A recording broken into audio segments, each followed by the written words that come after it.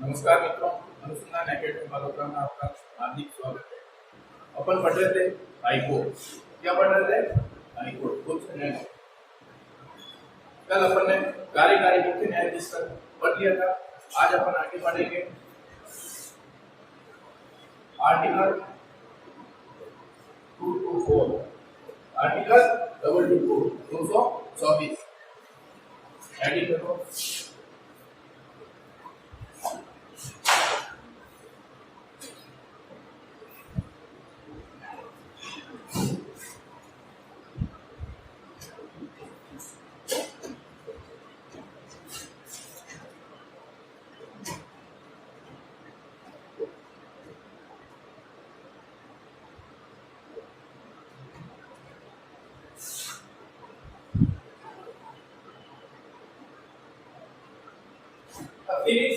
व कार्यकारी न्यायाधीशों की नियुक्ति।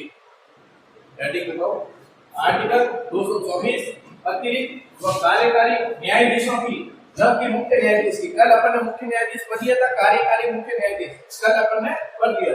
अब अतिरिक्त एक्स्ट्रा, यहाँ अपर, इसको अपर भी बोलते हैं, अतिरिक्त को अपर, यहाँ कार्यकारी न्यायाधीशों की नियुक्ति।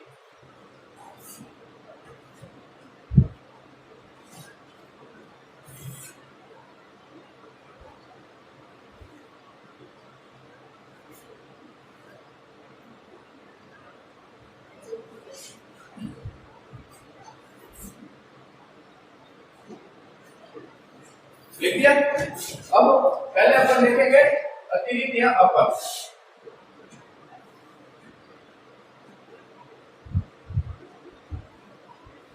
अतिरिक्त या अपर न्यायाधीशों की नियुक्ति।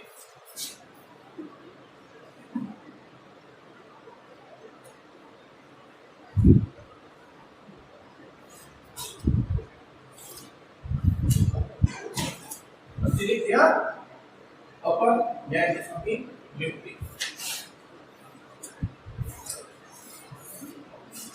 देखो, अतिरिक्त या अपर न्यायाधीशों की नियुक्ति। अब सब अतिरिक्त न्यायाधीशों की नियुक्ति क्यों करेंगे? उसके दो कारण है। कितने? दो। एक तो ये कि अगर अस्थायी रूप से कामकाज बढ़ गया है, अस्थायी रूप से हाईकोर्ट का कामकाज बढ़ गया है, तब करेंगे। अस्थायी रूप से हाईकोर्ट का कामकाज बढ़ जाने, अस्थायी रूप से हाईकोर्ट का कामकाज बढ़ जाने पर ज्यादा काम होगा तो एक्स्ट्रा लोगों की भी जरूरत होगी। एक तो कारण ये। दूसरा, पहले से अधिक वर्कलोड ज्यादा है, पहले से भी अगर कार्य का बोझ अधिक है तब तो अतिरिक्त न्यायाधीशों की नियुक्ति करेंगे। पहले से कार्य बोझ अधिक होने पर। समझ गए इस बात को? क्या अतिरिक्त न्यायाधीशों की नियुक्ति क्यों करेंगे? क्योंकि हाईकोर्ट का काम काज बढ़ जाता है। दूसरा, पहले से कार्य बोझ अधिक है, तब है जो अतिरिक्त न्यायाधीशों की नियुक्ति करेंगे। अब करेगा कौन? करेगा कौन? नियुक्ति कौन करेगा? राष्ट्रपति। कौन करेगा? राष्ट्रपति। पहली बात, राष्ट्रपति नियुक्ति करेगा अतिरिक्त न्यायाधीशों की। अस्थायी रूप से उनकी नियुक्ति होगी और अधिकतम 2 महीने तक, कितने? 2 वर्ष तक, अधिकतम 2 वर्ष तक नियुक्त करेगा राष्ट्रपति योग्य व्यक्तियों। किसको? योग्य व्यक्तियों को। राष्ट्रपति योग्य व्यक्तियों को हाईकोर्ट में अतिरिक्त न्यायाधीश के रूप में नियुक्त करेगा अस्थायी अवधि के लिए। पोस्ट में लिखना है अधिकतम 2 वर्ष।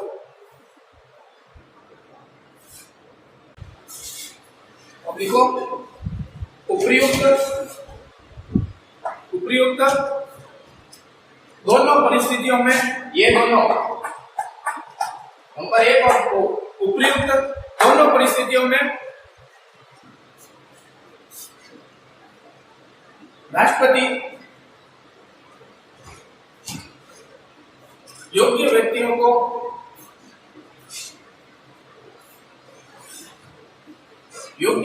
को हाईकोर्ट के अतिरिक्त न्यायाधीश के रूप में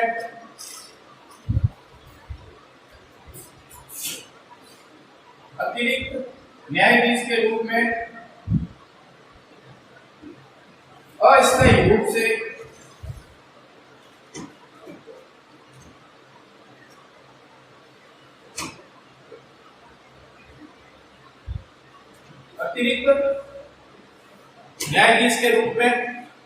रूप से पोस्ट अग्नि को अधिकतम 2 वर्ष तक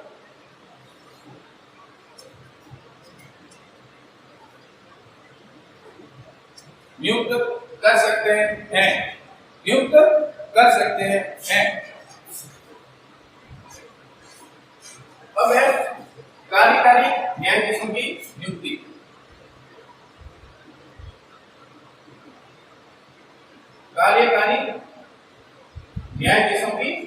अपन ने अतिरिक्त यहाँ अपर वाला देख लिया। अब है कार्यकारी न्यायाधीशों की नियुक्ति। ये हेडिंग है। तो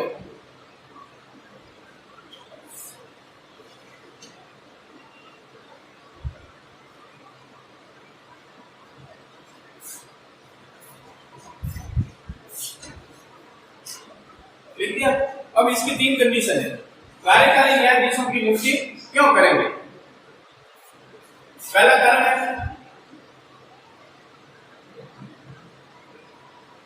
किसी कारणवश हाईकोर्ट का न्यायाधीश अनुपस्थित हो।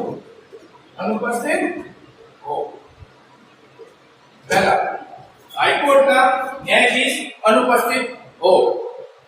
नंबर 2, हाईकोर्ट का न्यायाधीश अपने कार्य निष्पादन में असमर्थ हो। देखो, हाईकोर्ट का कोई न्यायाधीश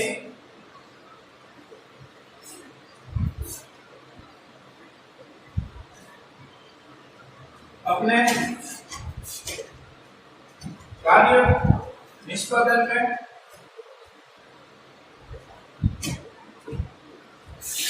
असमर्थ हो।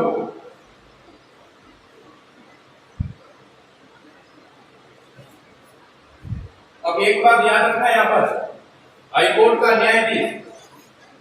का कोई न्यायाधीश मुख्य न्यायाधीश को छोड़कर अपन किसकी बात कर रहे हैं? सिर्फ अन्य न्यायाधीश जो होते हैं मुख्य न्यायाधीश के अलावा, तो पोस्ट में लिख दो सीजे के अतिरिक्त चीफ जस्टिस के अतिरिक्त। नंबर 3, अगर हाईकोर्ट का कोई न्यायाधीश अस्थायी तौर पर, कैसे अस्थायी तौर पर उसी हाईकोर्ट का मुख्य न्यायाधीश नियुक्त कर दिया जाए, समझ गए? अस्थायी रूप से कोई न्यायाधीश उसी हाईकोर्ट का मुख्य न्यायाधीश नियुक्त होने पर कार्यकारी न्यायाधीश की नियुक्ति की, क्योंकि वो पद रिक्त हो जाता है। देखो, हाईकोर्ट का न्यायाधीश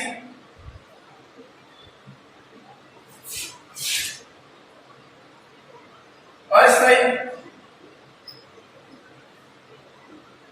तौर पर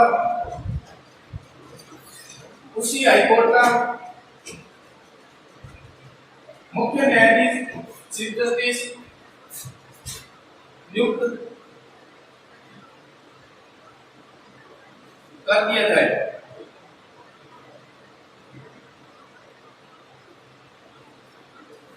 ये 3 कारण होते हैं कार्यकारी न्यायाधीशों की नियुक्ति के लिए। पहला कारण है किसी कारणवश हाईकोर्ट का न्यायाधीश अनुपस्थित हो जाए। दूसरा है कि वो अपने कार्य निष्पादन में असमर्थ हो जाए। और तीसरा है अस्थायी रूप से कोई किसी न्यायाधीश उसी हाईकोर्ट का न्यायाधीश बना। चीफ जस्टिस बना दे। लिखो ये। तो अब अपन ने बना था अतिरिक्त न्यायाधीश अधिकतम 2 वर्ष के लिए। कितने? 2 वर्ष के लिए अतिरिक्त या अपर न्यायाधीश।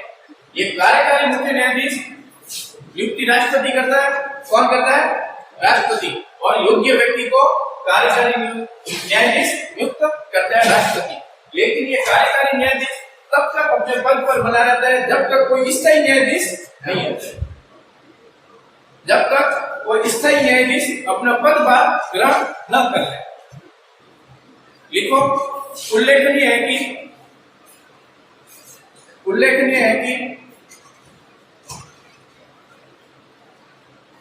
एक कार्यकारी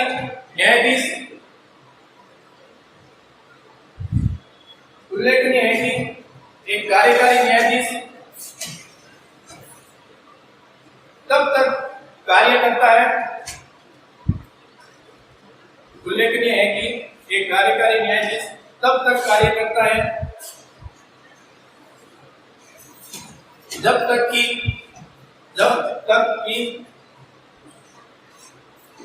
कोई स्थायी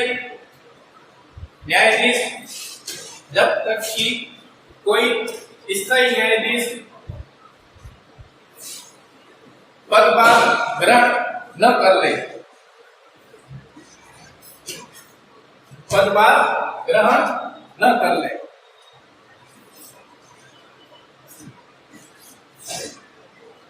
एक बात याद रखना, अपने हाईकोर्ट का कार्यकाल पढ़ा था, न्यायाधीशों का कार्यकाल पढ़ा था। संविधान में कार्यकाल निर्धारित नहीं किया गया, लेकिन 62 वर्ष की आयु के बाद में वो अपने पद पर नहीं रहता है, ये पढ़ा था। तो अब अतिरिक्त न्यायाधीश या कार्यकारी न्यायाधीश दोनों में से कोई भी हो जिसकी नियुक्ति की जाती है राष्ट्रपति द्वारा, उनकी उम्र 62 वर्ष से अधिक के बाद वो पद पर नहीं रहते। ये बात इसमें भी लागू होगी। समझ गए? तो लिखो अगला पॉइंट। हालांकि अतिरिक्त या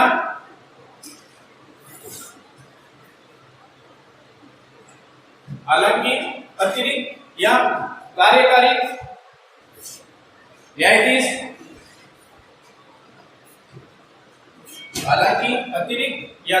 न्यायाधीश 62 वर्ष की आयु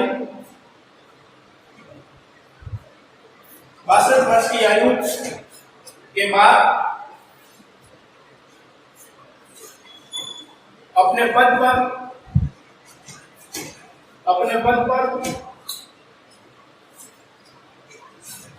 पर नहीं रह सकता है। समझ गए ना इस बात को? अपने पद पर नहीं रह सकता है। अर्थात अतिरिक्त न्यायाधीश और कार्यकारी न्यायाधीश जिनकी नियुक्ति राष्ट्रपति करता है, एक में 2 साल अधिकतम, दूसरे में स्थायी न्यायाधीश नहीं है तब तक, लेकिन वो 62 वर्ष से अधिक उम्र तक अपने पद पर नहीं रहता। ये हो गया अपने अतिरिक्त व कार्यकारी न्यायाधीशों की नियुक्ति।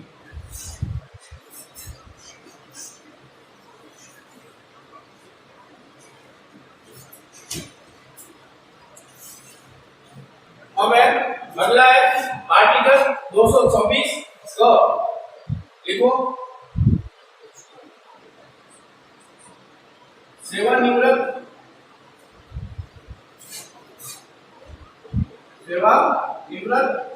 न्यायाधीश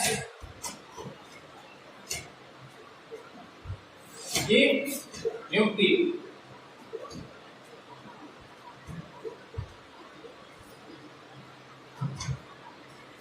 सेवानिवृत्त न्यायाधीश की नियुक्ति।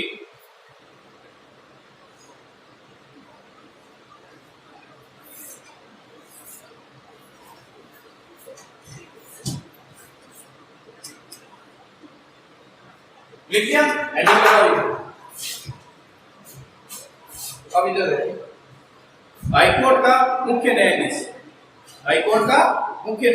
किसी भी समय या तो उसी हाईकोर्ट का या फिर किसी अन्य हाईकोर्ट का सेवानिवृत्त न्यायाधीश को अस्थायी तौर पर कार्यकारी न्यायाधीश नियुक्त कर सकता है। पहली बात तो ये, जैसे राजस्थान हाईकोर्ट के मुख्य न्यायाधीश, वो राजस्थान हाईकोर्ट का भी कोई रिटायर्ड न्यायाधीश हो उसको, या फिर गुजरात हाईकोर्ट या केरला हाईकोर्ट के रिटायर्ड न्यायाधीश को अस्थायी तौर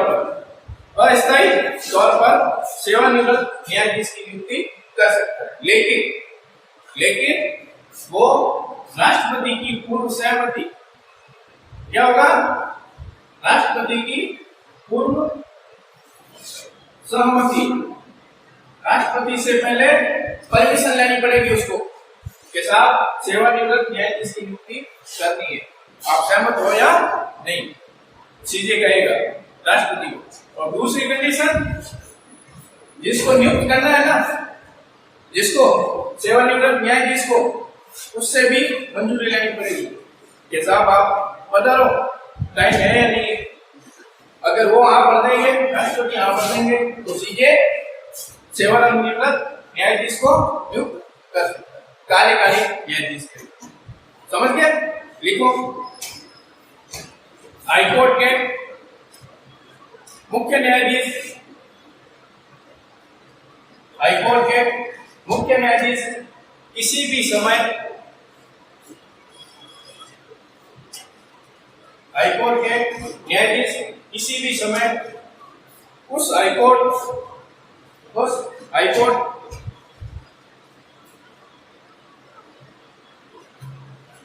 या उस हाईकोर्ट या किसी अन्य हाईकोर्ट के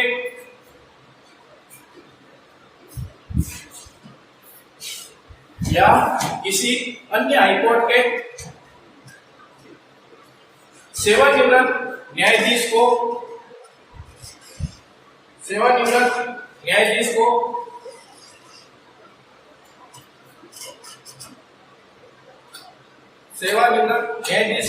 अस्थायी समय के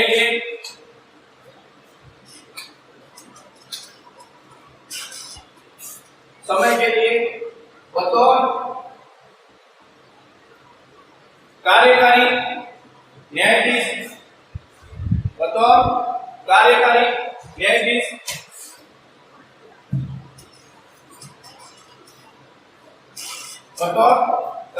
न्यायाधीश नियुक्त कर सकता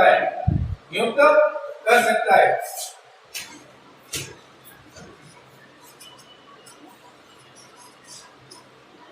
अगला पॉइंट लिखो,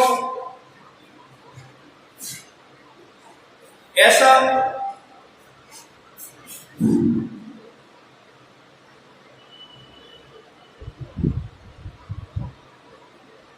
वह चीफ जस्टिस, ऐसा वह राष्ट्रपति की पूर्व सहमति,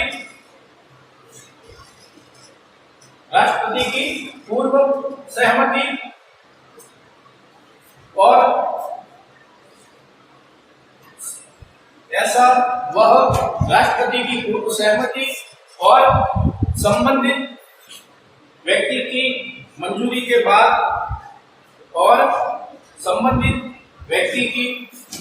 के बाद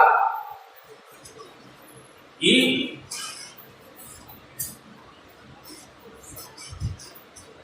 कर सकता है।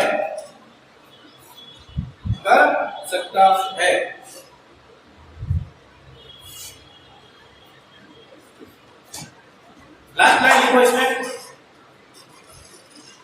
ऐसे न्यायाधीश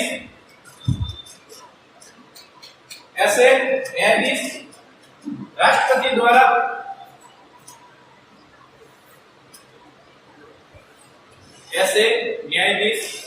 द्वारा तय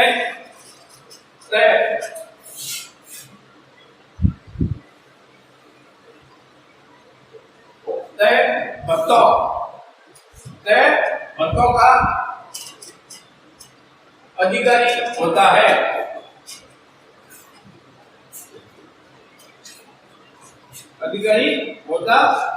अर्थात राष्ट्रपति इनके भत्ते डिसाइड करता है, सेवानिवृत्त न्यायाधीश की नियुक्ति करता है। समझ गए?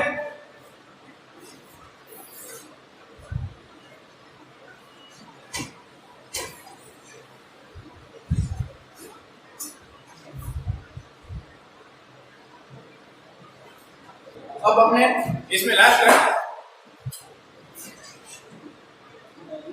हाई कोर्ट या न्यायाधीशों की स्वतंत्रता।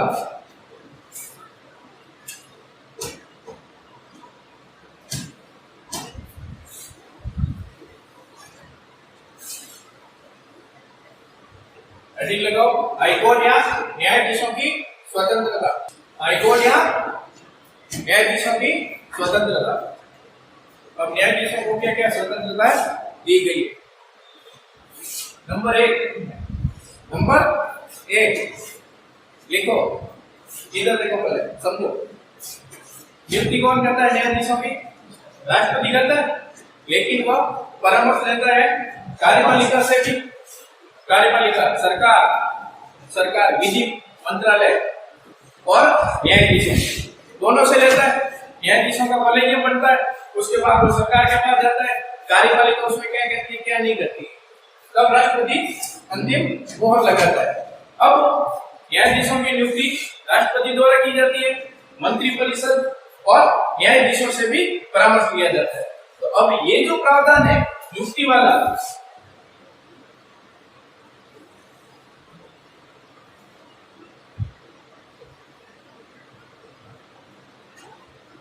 ये जो प्रावधान है नियुक्ति वाला, वो सरकार के विवेकाधीन को कम करती है, पूर्णतया कम करते हैं।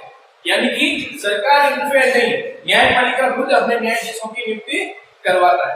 कॉलेजियम बनता है तो सरकार का अस्तित्व इसमें इंटरफेयर बिल्कुल ही नहीं के बराबर है, बिल्कुल ही नहीं के बराबर है। और ये राजनीतिक पक्षपात को रोकता है।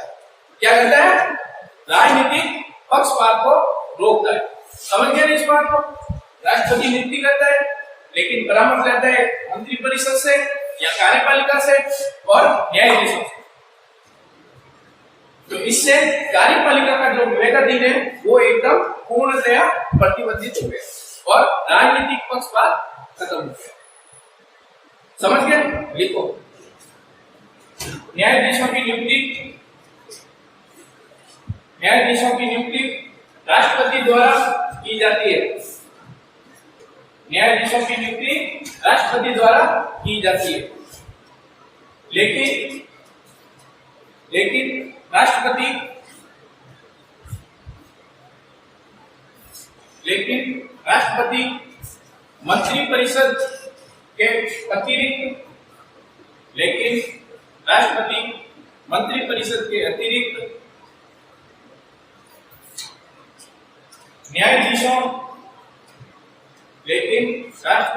मंत्रिपरिषद के अतिरिक्त न्यायाधीशों कोष्टक में लिख दो कॉलेजियम।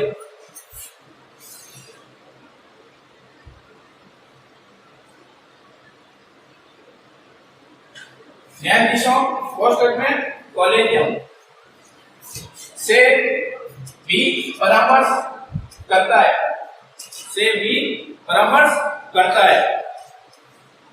अतः यह प्रावधान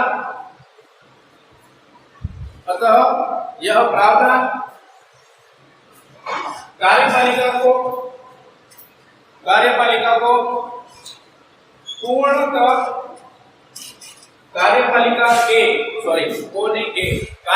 के पूर्णतः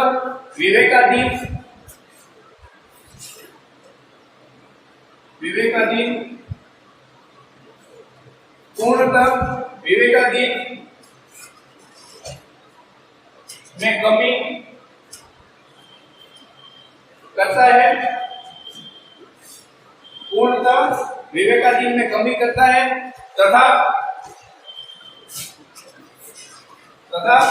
राजनीतिक पक्षपात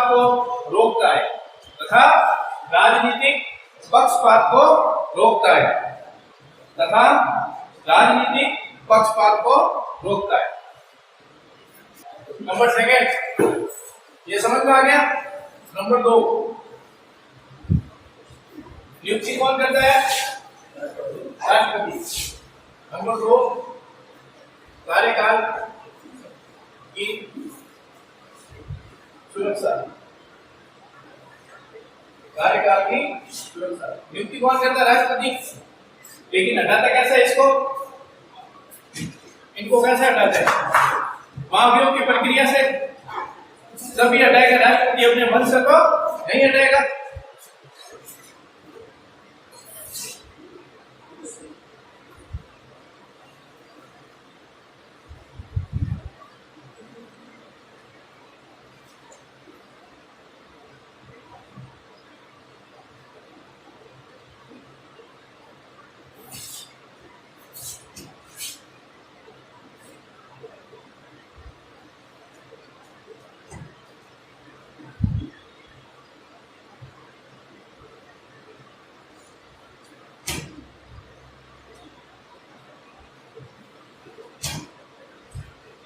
नियुक्ति करता राष्ट्रपति, हटाता कौन है? महाभियोग की प्रक्रिया से संसद द्वारा विशेष बहुमत से प्रस्ताव पारित करके राष्ट्रपति के पास भेजते हैं, तब राष्ट्रपति हटाता है। तो इनका सार कहने का मतलब यही है कि ये राष्ट्रपति के प्रसाद पर्यंत नहीं रहते, राष्ट्रपति के प्रसाद पर्यंत नहीं रहते। नियुक्ति भली करते राष्ट्रपति, लेकिन राष्ट्रपति के प्रसाद पर्यंत नहीं रहते।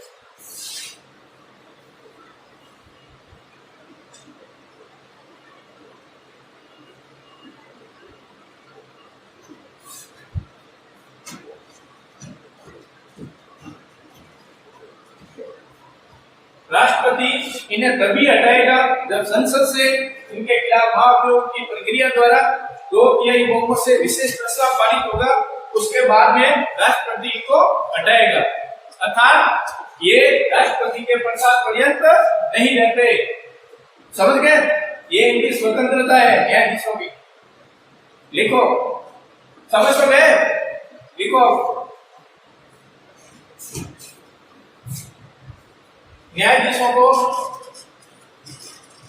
राष्ट्रपति तभी हटाएगा, न्यायाधीशों को राष्ट्रपति तभी हटाएगा,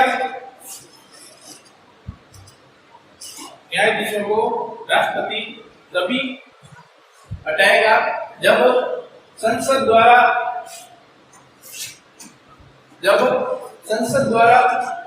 2/3 बहुमत से 2/3 बहुमत से, कोष्टक में लिख दो विशेष बहुमत। जब संसद द्वारा 2/3 बहुमत से, कोष्टक में विशेष बहुमत से न्यायाधीशों के पद से हटाने का प्रस्ताव पारित करे। जब संसद 2/3 बहुमत से, कोष्टक में विशेष बहुमत से न्यायाधीशों को पद से हटाने का प्रस्ताव पारित करे, अर्थात न्यायाधीश राष्ट्रपति के प्रसाद पर्यंत,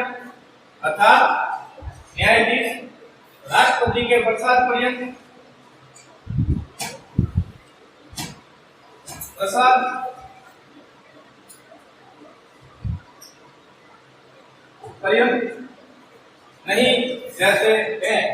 नहीं कौन बोला? नहीं जाते हैं। लिख दिया? नंबर 3 लिखो पॉइंट। निश्चित सेवा सत्य,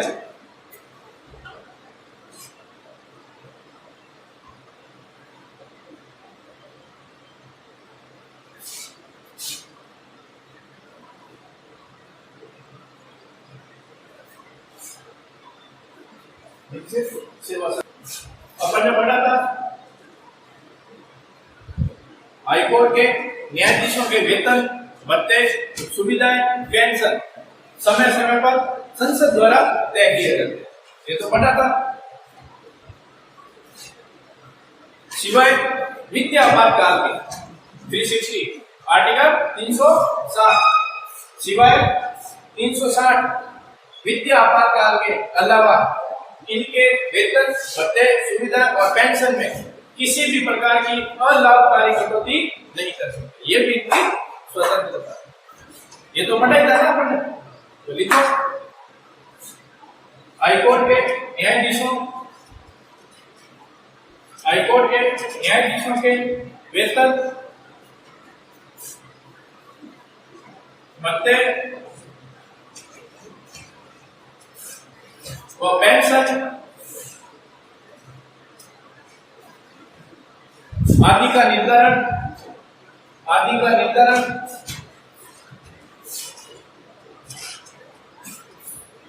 समय समय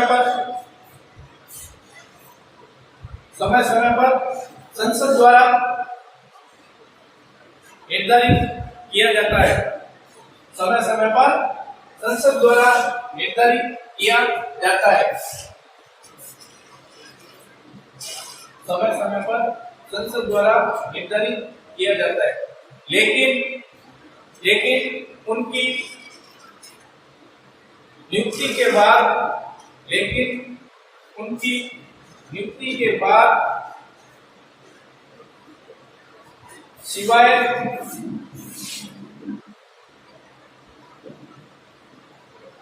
वित्तीय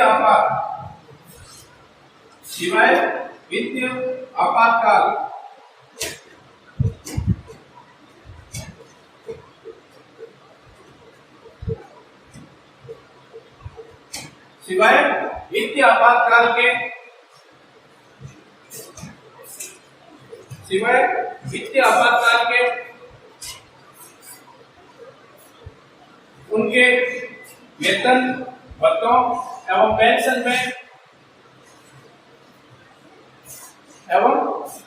में सिवाय वित्तीय आपातकाल के उनके वेतन, भत्तों एवं पेंशन में किसी भी प्रकार की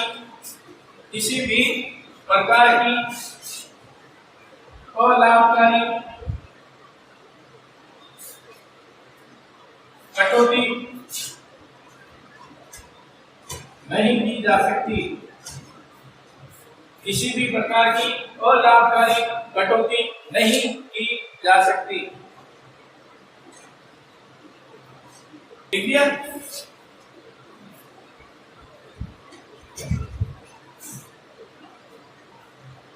नंबर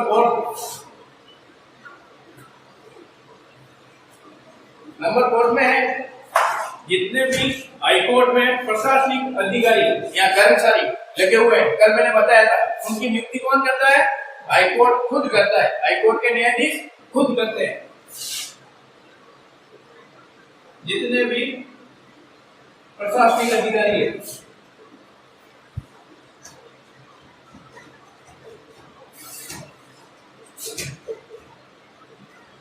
यहाँ पे सभी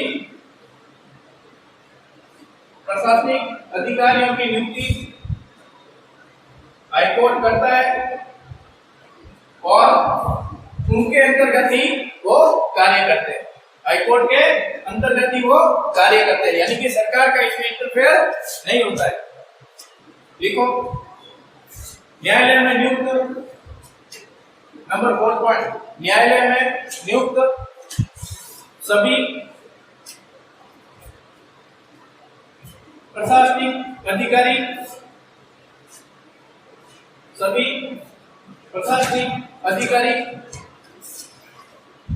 न्यायाधीशों द्वारा नियुक्त किए जाते हैं। न्यायाधीशों द्वारा नियुक्त किए जाते हैं तथा उनके अंतर्गत ही कार्य करते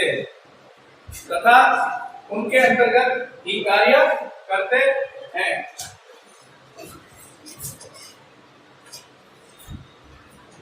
लास्ट है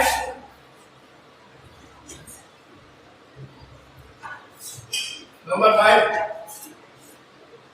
कल मैंने बताया था हाईकोर्ट की अवमानना।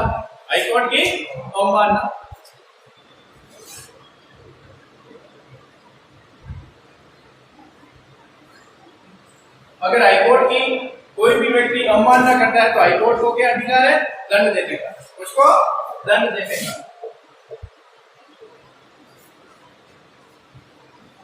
अगर कोई भी व्यक्ति हाईकोर्ट की अवमानना करता है तो उसे दंड देने का अधिकार है। इसका मतलब क्या हुआ कि अपन हाईकोर्ट के जो भी निर्णय आते हैं उस पर अपन असंतोष व्यक्त नहीं कर सकते, या फिर उसका विरोध नहीं कर सकते, या फिर उसकी आलोचना नहीं कर सकते। ये इसलिए प्रावधान किया गया है क्योंकि इससे हाईकोर्ट की गरिमा बनी रहे, डिग्निटी, गरिमा बनी रहे। समझ गए?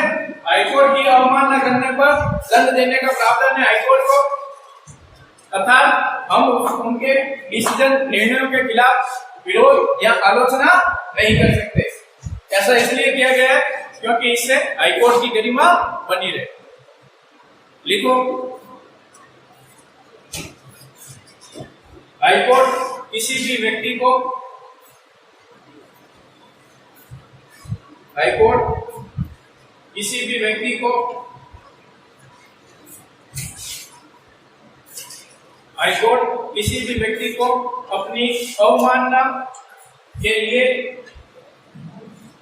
अपनी अवमानना के लिए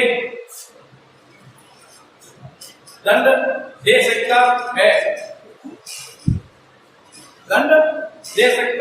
है।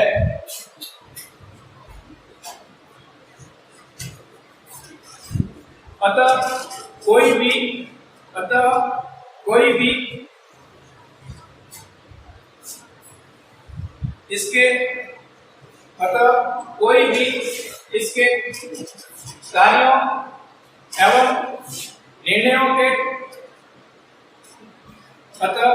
भी इसके कार्यों एवं निर्णयों की आलोचना या विरोध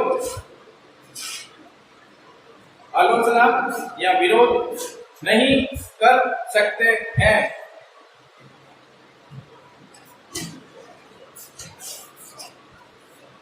यह शक्ति हाईकोर्ट के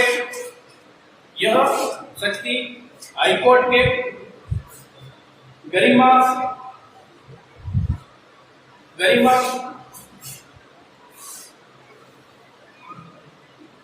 या उसके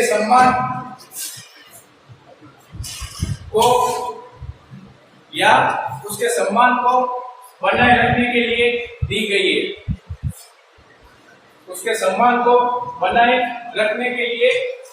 है। लिख दिया?